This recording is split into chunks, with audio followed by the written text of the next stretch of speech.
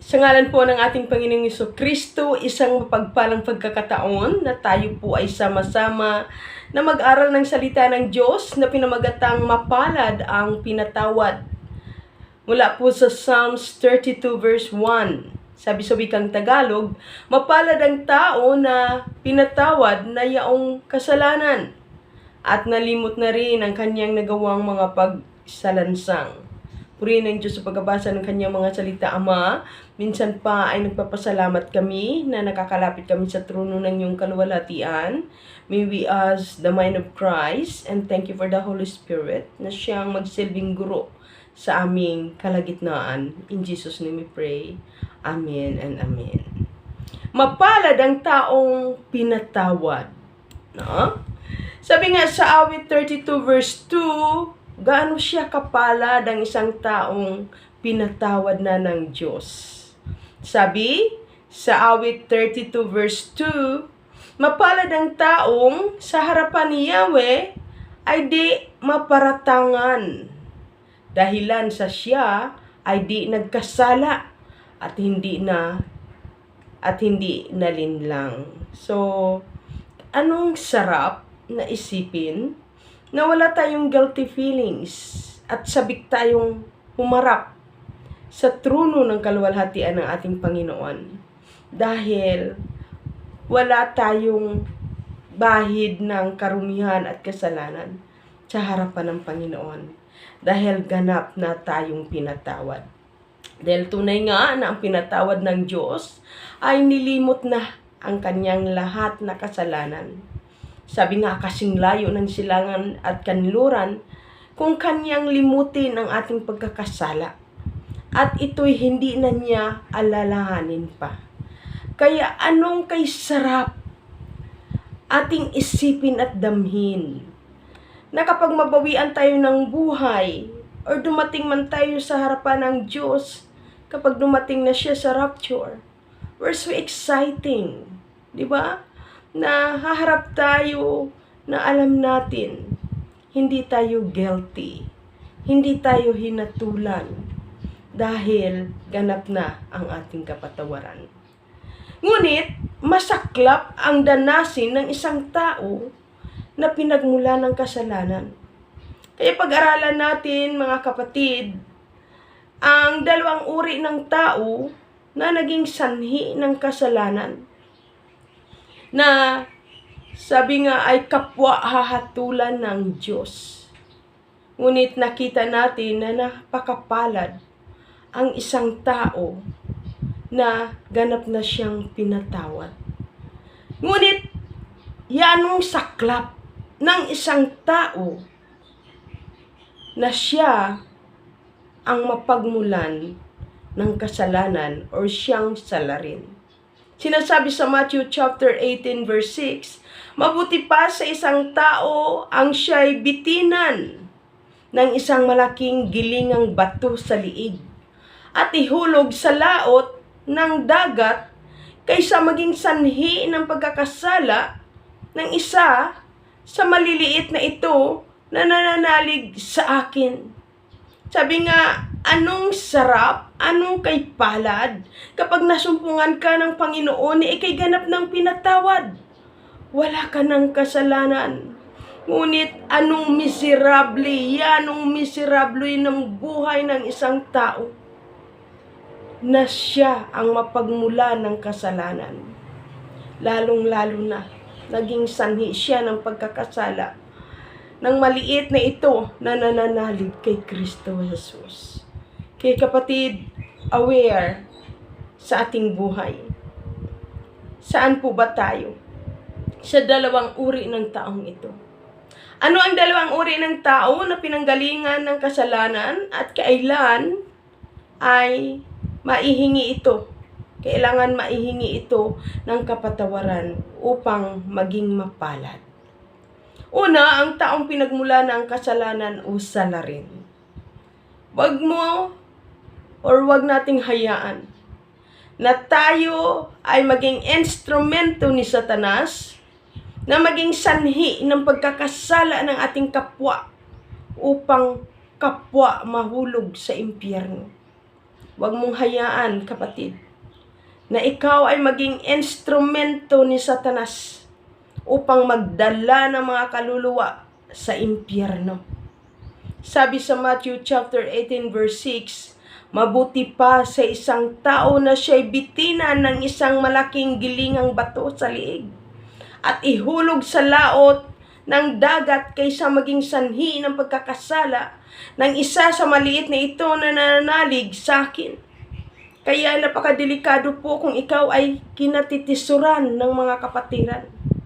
Kapatid, oo, ikaw ay magsasabi, Kristiyano ka na. Sabi nga, born again ka na, but aware at sabi nga, i-realize natin ang ating sarili. Baka without our knowing, may mga tao palang natitisod sa atin na alam nila tayo'y Kristiyano, born again, naglilingkod sa Diyos. Ngunit ang akala natin ay nagsilbi tayong pagpapala sa kanila. But without our knowing, tayo pala'y kinatitisuran nila. Kaya napakadelikado na tayo ay nagiging instrumento ni Satanas upang maging salarin na sila man ay magkakasala dahil sa atin. At makita natin na anong saklap, anong sawi ng isang tao na siya mismo ang pinagmula ng kasalanan. Sabi nga, mas maigi pa sa taong ito. Na anong ibig sabihin? Na bitinan siya ng malaking gilingang bato sa liig at ihulog sa laot ng dagat. No? Kisa magiging katitisuran o magiging sanhi ka ng kasamaan or sa ikapapahamak ng mga pinabanal ng Diyos. Kaya makita natin na katulad ni Judas na di pinatawad. Can you imagine? Isa siya sa mga disipulo ni Jesus. Isa siya na pinagkakatiwalaan ng pinakamahalagang bagay na kayamanan sa grupo ni Jesus. Isa siyang treasurer. Kasama niya si Kristo at ang mga kapatid niya kay Kristo. Pamilya ang turing sa isa't isa. Ngunit hindi niya akalain na siya ang maging instrumento ni Satanas. Kaya kapatid, habang tayo'y nabubuhay bilang mga Kristiyano, siyasatin natin ang ating buhay at puso. Baka bigla na lang tayo magulat na katulad ni Judas ay naging instrumento na naging sanhi ng pagkakasala ng tao. At ang napakasaklap dito ay ginamit siya against sa ating Panginoong Jesus. Sabi nga sa Matthew chapter 26, 24-25, sabi ni Jesus ay paano ang tao or paano ang anak ng tao ayon sa nasusulat, ngunit sa aba ng magkakanulo sa kanya, mabuti pang hindi na ipinanganak ang taong iyon. So, anong saklap sa isang tao na isang sawi? Bakit masabi natin sa lahat ng tao siya ay sawi? Dahil hindi niya nakamtan ang kapatawaran na ginawa ni Jesus sa krus ng Kalbaryo. Si Judas na magkakanulo sa kanya ay nagtanong din, Guro, ako po ba? Sumagot si Jesus, ikaw na ang nagsabi. Kaya aware, mga kapatid ko, kay Kristo Jesus, wag po nawa tayong maging katulad ni Judas na naging instrumento siya ng kasalanan. Sabi nga, bantayan natin ang ating sarili habang tayo'y nabubuhay. Si Judas ay naging salarin sa pagkakasala. Sabi sa Matthew 27 verse 3 to 5, nang makita ni Jesus na nang makita ni Judas na si Jesus ay hinatulang mamatay, nagsisi siya at sinauli sa mga punong saserdote at sa matatanda ng bayan ang 30 salaping pilak. Nung nakita niyang hinatulan si Jesus, ipako sa krus upang mamatay, sa kanya na-realize, itinatwa niya si Jesus. Nagsisi siya.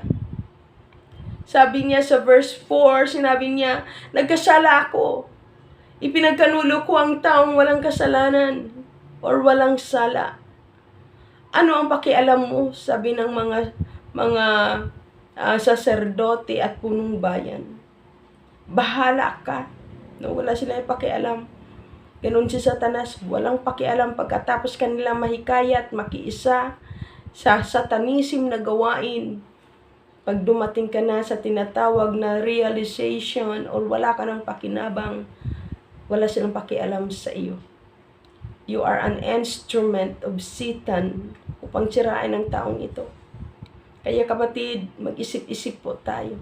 Huwag po nawa tayo malinlang ng kaaway na maging instrumento ni Satanas upang manlinlang sa ating kapwa, upang siya man ay magkasala. Sabi nila, bahala ka, sagot nila. Sabi sa verse 5, inihagis ni Judas ang mga salaping pilak sa loob ng templo, saka siya nagbigti.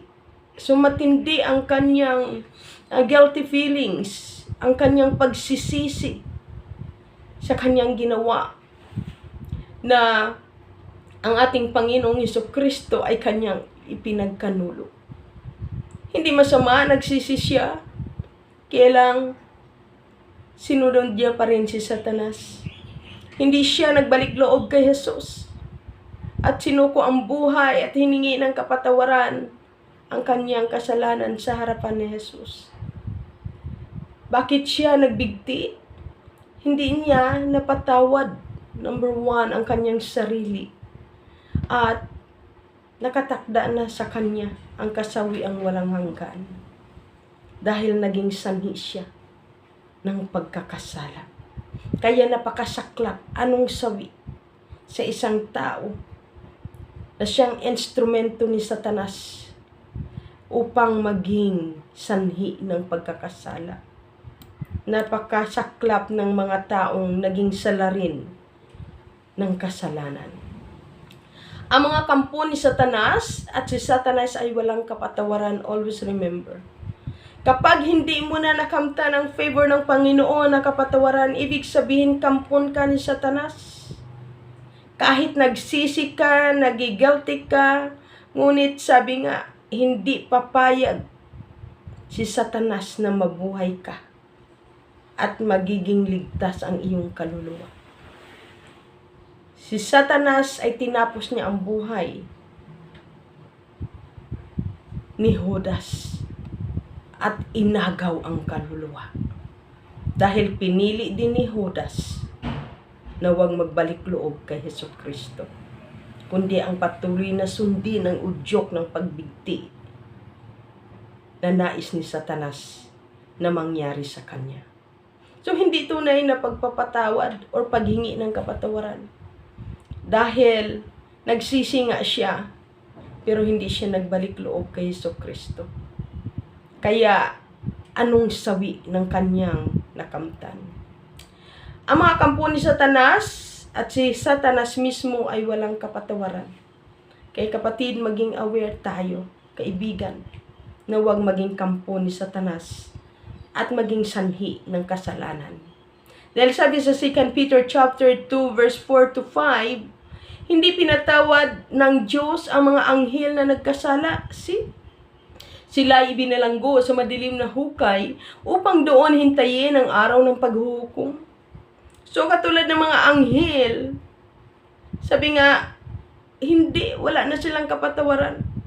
So sa isang tao na nagsisisi ngunit hindi humingi ng kapatawaran at nagbalik loob kay Kristo Jesus, mapabilang na rin siya sa mga kampo ng demonyo na kung paano ang sumpa ng Diyos ang mga demonyong ito at si Satanas ay walang kapatawaran.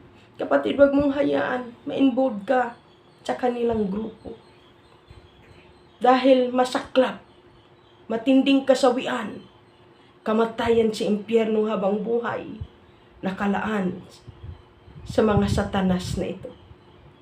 Kaya sabi sa verse 5, dahil sa kasalanan ng tao, noong unang panahon, tingnan mo kung ano ang naranasan ng mga tao noong unang panahon na sila'y hindi nagsisi. Sabi, ginunaw ng Diyos ang daigdig sa pamagitan ng baha. Wala silang iniligtas maliban kay Noe na nangaral tungkol sa matuwid na pamumuhay. At ang 7 niyang kasama. Napakadaming tao sa mundo.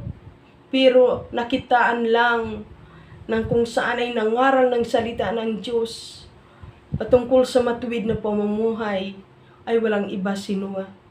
At iniligtas ng Diyos ang kanyang sambahayan for the sake of Noah. Kapatid, ang isang taong hindi nagsisisi ay winalis ng Diyos sa buong mundo. At wala siyang karapatan sa kalangitan. Kundi katulad ng mga anghel at ni Satanas na nagkasala, na sumuway sa Diyos, naranasan nila ang kasawian habang buhay.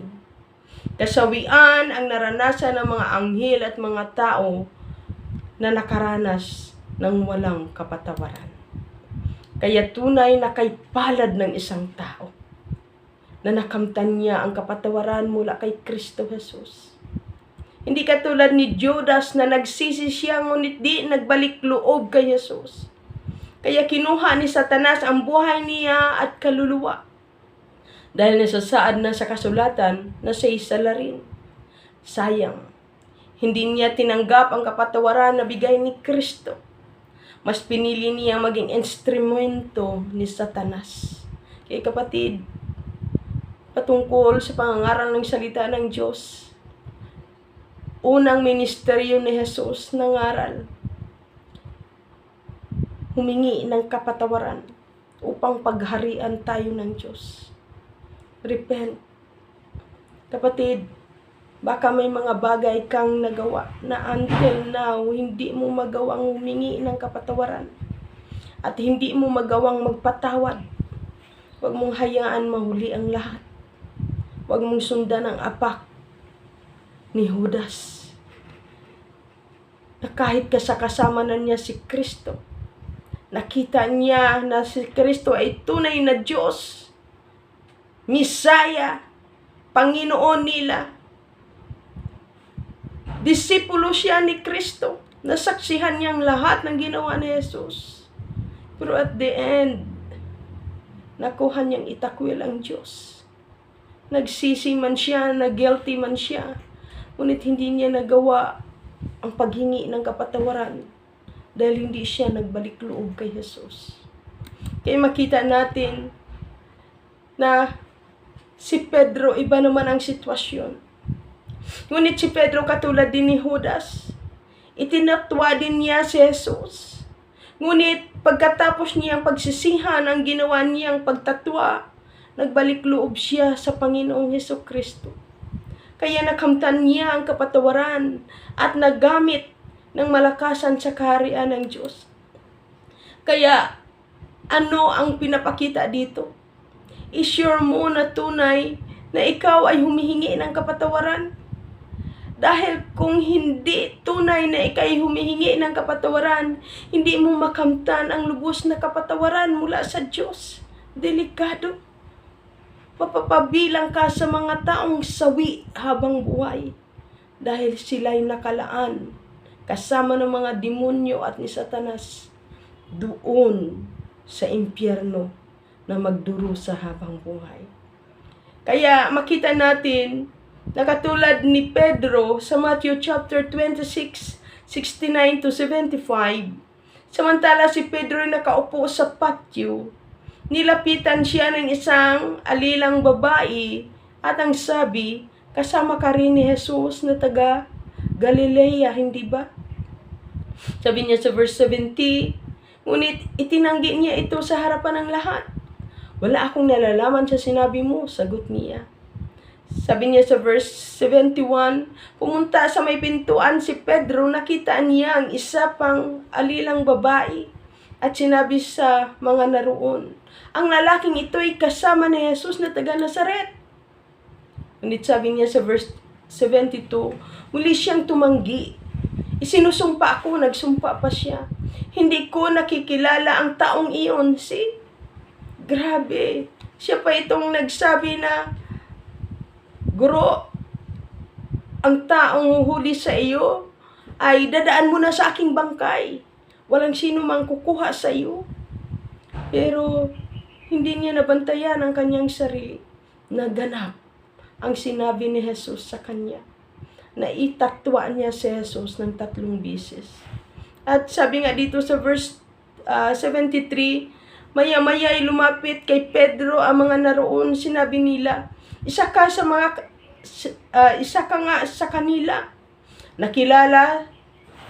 Nakikilala sa iyong pagsasalita.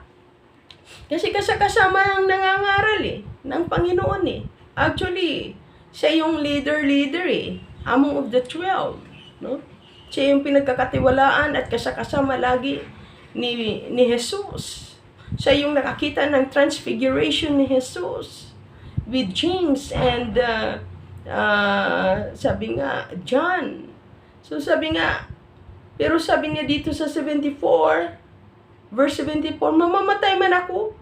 Talagang hindi ko nakikilala ang taong iyan. Sagot ni Pedro. Siya namang pagtilaok ng manok.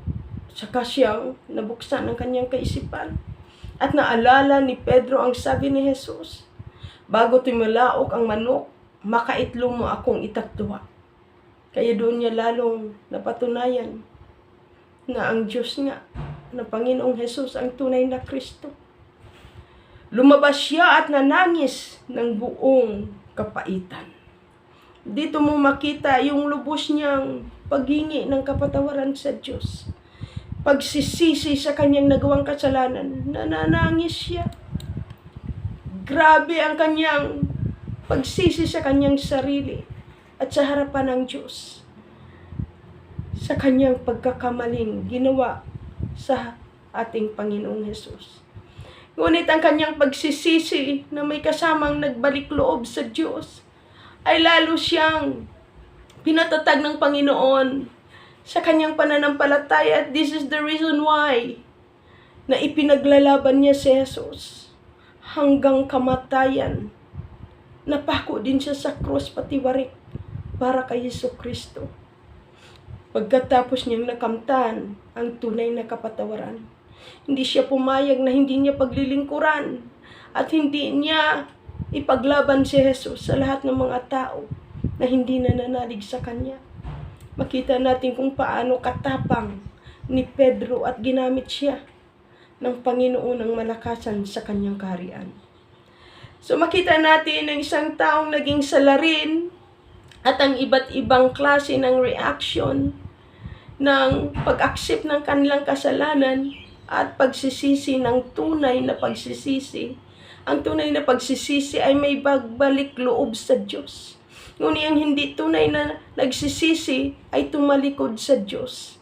Kaya sayang, hindi nakamtan ni Satanas, hindi nakamtan ni Judas ang kapatawaran na inialok ni Jesus. Katulad ni Satanas, hindi rin nagsisi sa Diyos. Kaya kasawian ang kanilang nakamtan at walang kapatawaran ang kanilang ginawa. Ngunit kay palad ng taong tunay nagsisisi, na tulad ni Pedro na nagbalik loob sa Diyos. Kay kapatid, kung nagsisisi ka sa iyong kasalanan at naniwala ka na pinatawad ka ni Kristo sa Jesus sa iyong pagkakasala, magbalik loob ka sa Diyos at tunay na paglingkuran mo siya na may katotohanan. Ang pangalawang uri ng tao na nagkasala dahil siya ay biktima ng salarin, dahil diyan kailangan din siyang makahingi ng kapatawaran upang huwag siyang mahatulan kundi ay maging mapalad. Kaya sabi nga sa Roma chapter 12 verse 19, mga minamahal, huwag kayong maghiganti. Ipaubayan ninyo sa Diyos, sapagkat nasusulat, akin ang paghihiganti. Ako ang gaganti, sabi ng Panginoon.